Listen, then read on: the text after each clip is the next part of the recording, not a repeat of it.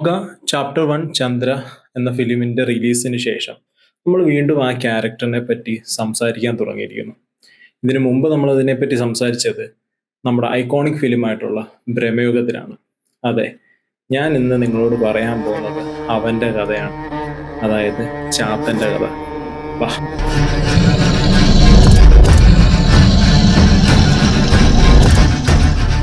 ഈ ചാത്തൻ, കുട്ടിച്ചാത്തൻ അല്ലെങ്കിൽ ചാത്തന്മാര്, ഈ മിത്തിക്കൽ ക്യാരക്ടേഴ്സിനെ പറ്റി സംസാരിക്കുമ്പോഴത്തേക്ക് നമ്മൾ കുറച്ചൊക്കെ പുരാണത്തിലോട്ട് പോകേണ്ടതായിട്ടുണ്ട്. അതായത് ഈ ചാത്തന്മാരുടെ ഉത്ഭവത്തെ പറ്റി ഒത്തിരി അധികം കഥകൾ നമ്മുടെ കേരളത്തിൽ ഇന്ന് പ്രചാരത്തിലുണ്ട്. പക്ഷേ അതിനകത്ത് ഏറ്റവും കൂടുതൽ എന്താ പറയുക, ആളുകൾ വിശ്വസിക്കുകയും അല്ലെങ്കിൽ വാമൊഴിയായിട്ടൊക്കെ പറയുകയും ചെയ്തിട്ടുള്ള ഒരു പുരാണ കഥ എന്ന് പറയുന്നത് ശിവനുമായിട്ട് ബന്ധപ്പെട്ടിട്ടാണ്. അതായത് ഒരിക്കൽ ശിവഭഗവാൻ കാട്ടിൽ നായാട്ടിന് പോവുകയും ഈ നായാട്ടിന് പോകുന്ന സമയത്ത് കാട്ടിൽ വെച്ച് അതിസുന്ദരിയായിട്ടുള്ള ഒരു സ്ത്രീയെ കാണാനായിട്ട് ഇടയായി. ആ സ്ത്രീയുടെ പേര് കൂളിവാക എന്നാണ്.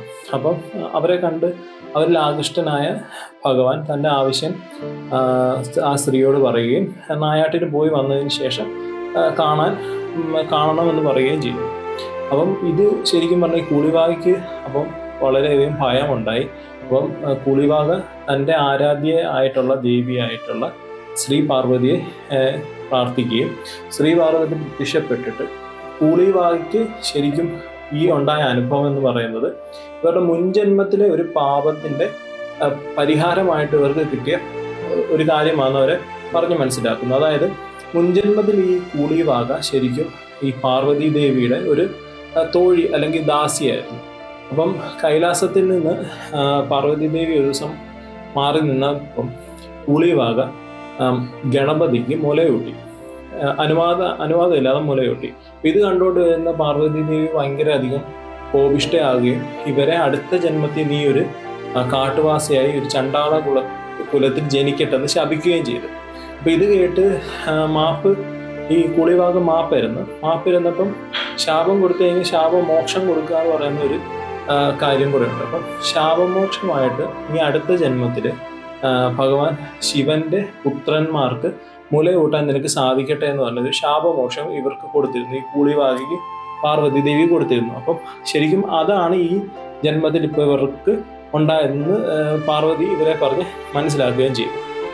അതിനുശേഷം പാർവതി ദേവി തന്നെ ഈ കൂളിവാകയുടെ രൂപം സ്വീകരിക്കുകയും അങ്ങനെ ശിവനും പാർവതിയും തമ്മിൽ സംഗമിക്കുകയും ചെയ്തു. അതിൻ്റെ ഫലമായിട്ട് 390 ചാത്തന്മാരുണ്ടായെന്നാണ് പറയാറുള്ളത്. ഈ ഒരു കണക്കിനകത്ത് ചെറിയൊരു പ്രശ്നമുണ്ട്. കാരണം ഞാനിപ്പോൾ ഇതിനെപ്പറ്റി കുറച്ച് റെഫർ ചെയ്തപ്പം ചിലയിടങ്ങളിൽ 390 എന്ന് പറയുന്നുണ്ട്, ചിലയിടങ്ങളിൽ 398 എന്ന് പറയുന്നുണ്ട്, ചിലയിടത്ത് ഞാൻ നോക്കിയപ്പോൾ 400 എന്ന ഒരു കണക്കും പറയുന്നുണ്ട്. അപ്പോൾ അതിൻ്റെ കണക്കിനെ പറ്റി എനിക്ക് അത്ര ഒരു കറക്റ്റ് എനിക്ക് പറയാനായിട്ട് പറ്റില്ല. എങ്കിലും പ്രചാരത്തിലുള്ള രീതിയിൽ 390 കുട്ടിച്ചാത്തന്മാരാണ് ഉണ്ടായത് എന്നാണ് പറയപ്പെടുന്നത്. അതിനുശേഷം ശിവനും പാർവതിയും ഈ കുട്ടിച്ചാത്തന്മാർക്ക് അനേകമായിട്ടുള്ള കഴിവുകളും അനുഗ്രഹങ്ങളും മന്ത്രവിദ്യയൊക്കെ പറഞ്ഞു കൊടുത്തതിന് ശേഷം അവർ തിരിച്ച് കൈലാസത്തിലേക്ക് പോവുകയും അവരെ ഈ കൂളിവാക വളർത്തുകയും ആണ് ചെയ്തതെന്നാണ് നമ്മുടെ ഏകദേശം പുരാണ കഥകളിൽ പറയുന്നത്. ഇതിന് കുറേ അധികം വേറെ ബാക്ക് സ്റ്റോറീസ് ഒക്കെ ഉണ്ട് ഇതിനകത്ത്. അപ്പോൾ ഇതാണ് ഒരു ബേസിക് ഈ ഒരു പുരാണം എന്ന് പറയുന്നത്. ഈ 390 ചാത്തന്മാരിൽ ഏറ്റവും മൂത്തയാള് കരിങ്കുട്ടി ചാത്തനാണെന്നും ഏറ്റവും ഇളയ ആള് ശ്രീ വിഷ്ണുമായ കുട്ടിച്ചാത്തനാണെന്നുമാണ് ഒരു വിശ്വാസം. അപ്പം ഇതിനിടയ്ക്ക് ഒരുപാട് ചാത്തന്മാരുണ്ട്. അതായത് പറക്കുട്ടി, തീക്കുട്ടി, അങ്ങനെ നമ്മൾ അറിഞ്ഞതും കേട്ടതും കേൾക്കാത്തതുമായിട്ടുള്ള ഒരുപാട് ചാത്തന്മാരുടെ പേരുകൾ ഇതിനുണ്ട്. പക്ഷേ കേരളത്തിൽ ഇന്ന് ഏറ്റവും കൂടുതൽ പ്രചാരത്തിലുള്ള ഒരു 2 ചാത്തന്മാരാണ്. അതായത് ഒന്ന് കരിങ്കുട്ടിയും അതുപോലെ തന്നെ ശ്രീ വിഷ്ണുവായ കുട്ടിച്ചാത്തനും. അതുപോലെ തന്നെ കേരളത്തിൻ്റെ പല ഭാഗത്തും ഈ ഒരു ചാത്തൻ ആരാധനകൾ ഇപ്പോൾ നടക്കുന്നുണ്ട്. കൂടുതലായിട്ടും തൃശ്ശൂർ ഭാഗത്താണ് ഉള്ളത്. പിന്നെ നമ്മുടെ ഈ കണ്ണൂർ ഭാഗത്തെ തെയ്യങ്ങളിലുമൊക്കെ ഈ ചാത്തൻ്റെ സാന്നിധ്യം നമുക്ക് കാണാനായിട്ട് സാധിക്കുന്നുണ്ട്. ചാത്തൻ ആരാധന കേരളത്തിൽ ഇന്നോ ഇന്നലെയോ തുടങ്ങിയിട്ടുള്ള ഒരു ആരാധനാ സമ്പ്രദായമല്ല. നൂറ്റാണ്ടുകൾക്ക് മുമ്പ് തന്നെ ഈ ഒരു ആരാധനാ രീതി കേരളത്തിലെ അങ്ങോളം ഇങ്ങോളം ഉള്ള തറവാടുകളിലൊക്കെ ഉണ്ടായിരുന്നു. പക്ഷെ ഒരു പ്രശ്നം എന്താണെന്ന് വെച്ച് കഴിഞ്ഞാൽ പണ്ടത്തെ ആ ഒരു ആരാധനാ രീതി എന്ന് പറയുന്നത് നമ്മൾ കേട്ടിട്ടുണ്ടാകും, ചാത്തൻ സേവ അല്ലെങ്കിൽ വെച്ചാരാധന എന്നൊക്കെ പറഞ്ഞു. അതായത് ഒരു കുടുംബം അല്ലെങ്കിൽ ഒരു തറവാട് അവിടെയുള്ള ആളുകളിൽ മാത്രം ഒതുങ്ങി നിൽക്കുന്ന കുറച്ച് രഹസ്യാത്മകമായിട്ടുള്ള ആരാധനാ രീതികളൊക്കെയാണ് അന്ന് കൂടുതലായിട്ടും ഈ ചാത്തന് നൽകി പോന്നിരുന്നത്. അതിനുള്ളൊരു മെയിനായിട്ടുള്ളൊരു കാര്യം എന്ന് പറയുന്നത് ചാത്തനെ അന്ന് ശരിക്കും ഒരു ശാക്തേയ മൂർത്തി അല്ലെങ്കിൽ ഒരു ദുർദേവത എന്നുള്ള രീതിയിൽ തന്നെയാണ് കണ്ടിരുന്നത്. കാരണം മദ്യവും മാംസവും വെച്ച് ശാക്തേയ രീതിയിലുള്ള കർമ്മങ്ങളാണ് അന്നത്തെ ആളുകൾ ചാത്തന് കൂടുതലായിട്ടും കൊടുത്തിരുന്നത്. ഈ സ്വാത്വിക കർമ്മങ്ങൾ ചെയ്യുന്നവർ, അതായത് നമ്മളിപ്പം നോർമലി കാണുന്ന അമ്പലങ്ങളിലൊക്കെ പൂജ ചെയ്യുന്നവർ ഒന്നും ശരിക്കും ഈ ചാത്തനെ അധികം അങ്ങനെ ആരാധിക്കുന്ന ഒരു അവസ്ഥയല്ലായിരുന്നു പണ്ടുണ്ടായിരുന്നത്. കാരണം എല്ലാവർക്കും ഒരു പേടി എന്നുള്ളൊരു കൺസെപ്റ്റ് ഉണ്ട്. കൂടുതലായിട്ടും നമ്മൾ കേട്ടിട്ടുണ്ടായിരിക്കുമല്ലോ, ഈ കൃഷ്ണപരുന്ത് എന്നൊക്കെ പറയുന്ന ഫിലിമിൽ ഈ ചാത്തൻ്റെ ഒരു റെഫറൻസ് വരുന്നുണ്ട്.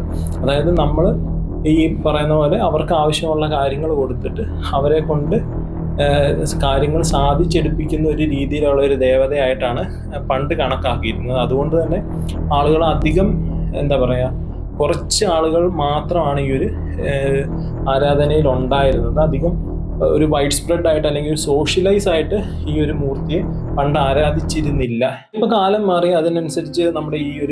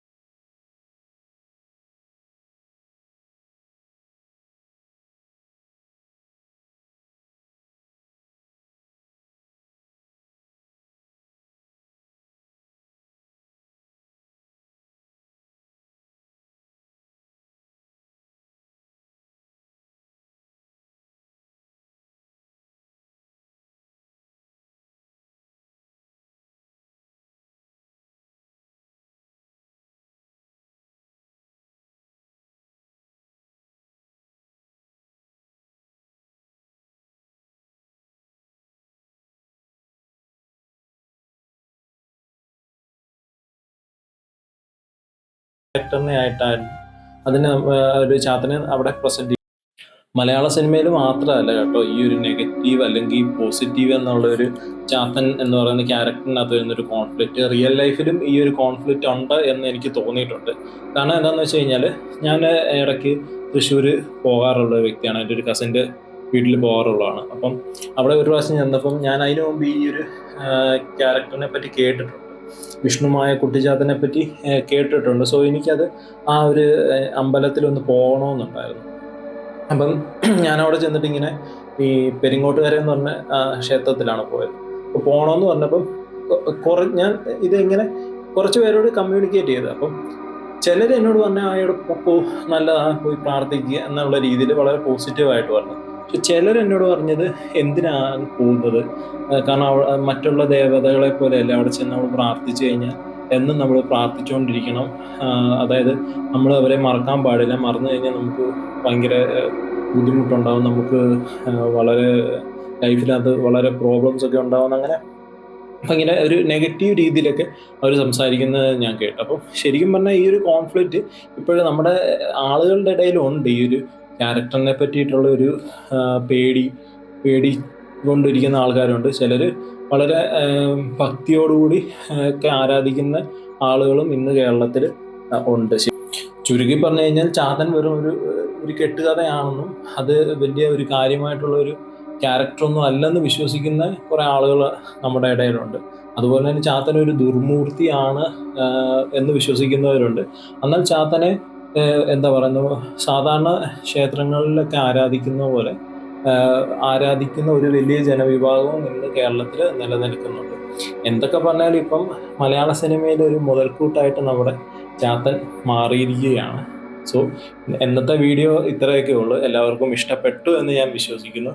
അപ്പം നമുക്ക് അടുത്ത വീഡിയോയിൽ കാണാം. It's me Vishnu signing out. Bye bye.